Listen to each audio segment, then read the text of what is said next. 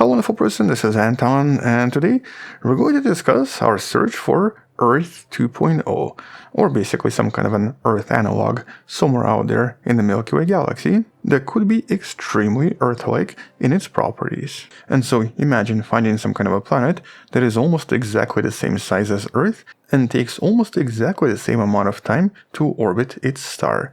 But, more importantly, even the star is very similar to the Sun. And well, for a very long time, this was basically the holy grail of exoplanetary research. But, unfortunately, out of over 10,000 discoveries so far, most of them so far have been either super-Earths, or basically planets that are way too massive, or planets very similar to Neptune and Uranus, or essentially something in between. And when it comes to terrestrial planets, pretty much the majority of them so far have been only found around very temperamental red dwarf stars that, as we've learned in the last few years, are just a little bit too active and do have a tendency to emit so many flares that they would most likely blast away any potential atmospheres and destroy any chance for liquid water to exist. But not all is lost, because turns out in some of the archival data, researchers found one potential candidate that seems to be super exciting. A candidate planet that we didn't even know existed until some of the recent studies discovered it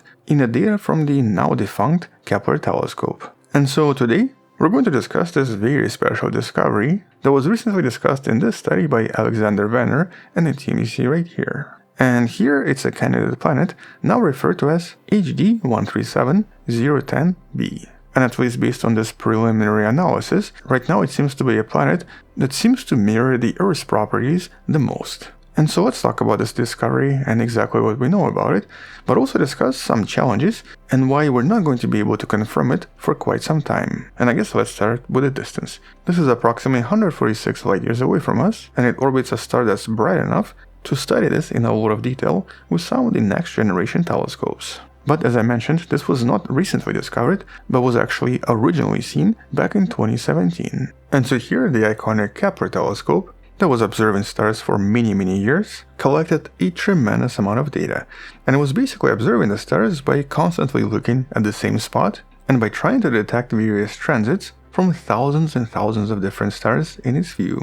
But normally, or at least in most of the previous studies, astronomers looked for at least 3 separate dips, or basically 3 separate events, in order to confirm the existence of some kind of a planet. But for this particular planet, its orbit is at least 1 year long. And so it only caught one single transit, which lasted for approximately 10 hours, during the 80-day observational window of this region. And so a lot of previous algorithms that were designed to search this data automatically basically completely ignored this. And they ignored this because in some cases this could be caused by some kind of a camera glitch or some other interference, or even some kind of a dimming on the star itself. But this is where things get just a little bit more interesting. This signal was actually spotted by citizen scientists working with a project known as Planet Hunters. This is a project that's been going on for a very long time, and it essentially uses a kind of a mini-game to help astronomers use real people to go through tons and tons of data that they could not do themselves. And so nearly 50,000 volunteers that participated in this project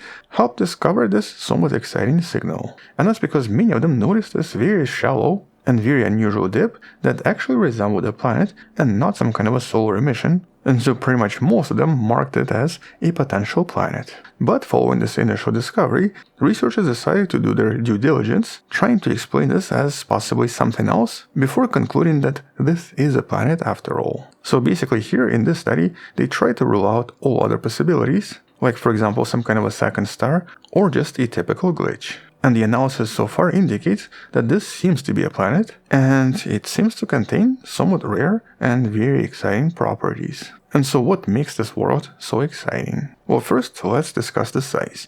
Now here, based on the observation of the shadow, and that's of course what you've seen in this video, it becomes possible to discover how large the planet is. And it seems to have a radius that's about 6% larger than Earth. And so here, by size alone, it already seems to be as close to Earth as possible. So it's basically 1.06 times Earth, which means that it almost certainly is rocky and is unlikely to be a gas giant or a super-Earth. But the second exciting discovery is its orbital period. It seems to circle the star every 355 days, at a distance of about 0.88 astronomical units. and that's of course very close to 365 days for planet Earth. But here we also have to look at the star as well. HD 137010 is not a G-type star like our Sun, but instead is what's known as a K-dwarf, or an orange dwarf. A type of a star that's in between the red dwarf and the G-type star like our Sun, but it's technically even more exciting because these stars tend to live much longer, but are also much less active than a typical red dwarf. And so if the Sun stays in its main sequence stage for approximately 10 billion years, a lifetime of a K-dwarf is about 40 billion years. Which means that any planet around them has a much higher chance to eventually establish life and create habitable conditions. And so this star that's about 70% the size of the Sun and is about 1000 Kelvin cooler could be even more exciting because it's going to provide these stable conditions for a much longer period of time. But because it's cooler, this planet receives about 30% less starlight compared to Earth, which essentially places it kind of on the edge of the habitable zone, possibly in a similar region to where Mars is today.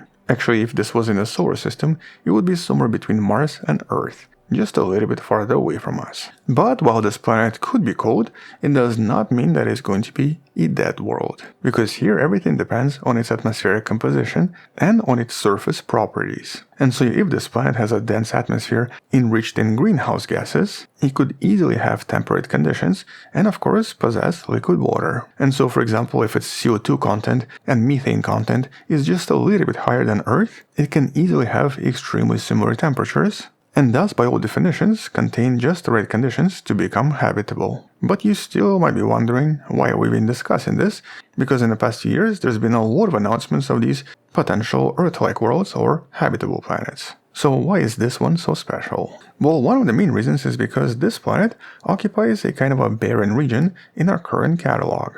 Okay, let's compare this to the first exciting discovery from a few years back. Let's compare it to Kepler 186f. This was the first Earth-sized planet discovered in the habitable zone, and although this planet was a great analog, the star it was orbiting was extremely faint. And because of this faintness, it made it almost impossible to study this planet further, especially if we wanted to actually discover what sort of an atmosphere it contains. And so this basically remained a candidate that would be impossible to study using current telescopes. Another famous system that we've talked about many times is of course TRAPPIST-1. Here we have 7 potentially terrestrial planets, but they all orbit an extremely active M-type star, or a red dwarf, and recent studies of the first 3 planets essentially discovered nothing exciting. They seem to have very harsh conditions, and right now the chances for finding water or anything habitable here are very slim. And so for pretty much most other planets discovered in the last few years that were described as Earth-like, there's always been a problem with a follow-up. It was either too far to be studied,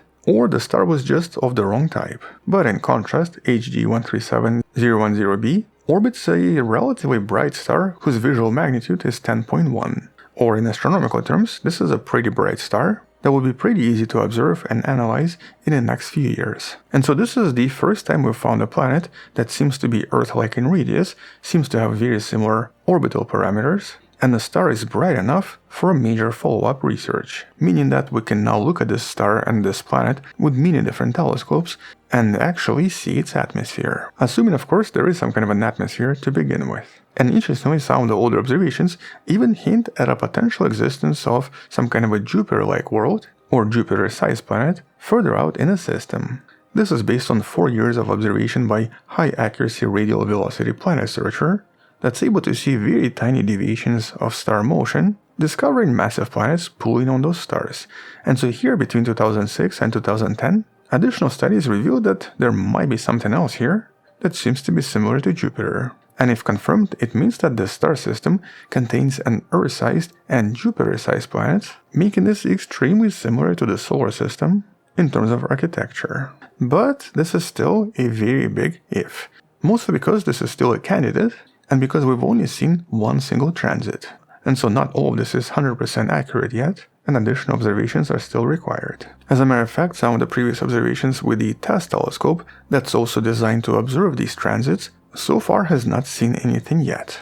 Or to be more exact, the data so far has been very difficult to interpret, mostly because TESS is not as precise as the older Kepler mission. Which means that we have to wait for new observations and new analysis, and possibly additional telescopes to try to observe the star and to try to see if they see this dip again. For example, the upcoming Terra hunting experiment that's expected to start in 2026 and the ESA's Plato mission that's going to launch next year in 2027 are definitely going to be able to confirm this world if it really exists. And once it's confirmed and once we know its exact orbit, it will then become possible to see its shadow once again and use this opportunity to study its atmosphere with telescopes like the James Webb. But none of this is happening for at least a few years, so at least for now this is still going to remain a bit of a mystery. Either way though, this is still a pretty exciting discovery because we seem to have a very exciting world around some of the most exciting stars out there, K-type stars. And assuming this world is orbiting every 355 days and is indeed size of planet Earth, it might be just warm enough to contain liquid water and to have its own ocean. But at least for now, that's all we know. We'll definitely discuss this again once there are some additional discoveries. Until then, check out previous videos on similar topics in the description below. Thank you for watching, subscribe, come back tomorrow to learn something else, support this channel on Patreon where you can find additional videos without any ads and can DM me directly, or by joining a channel membership that grants you early access and a few more things. You can also support the channel by buying the Wonderful Person t-shirt in the description below. Stay wonderful, I'll see you tomorrow, and as always, bye bye.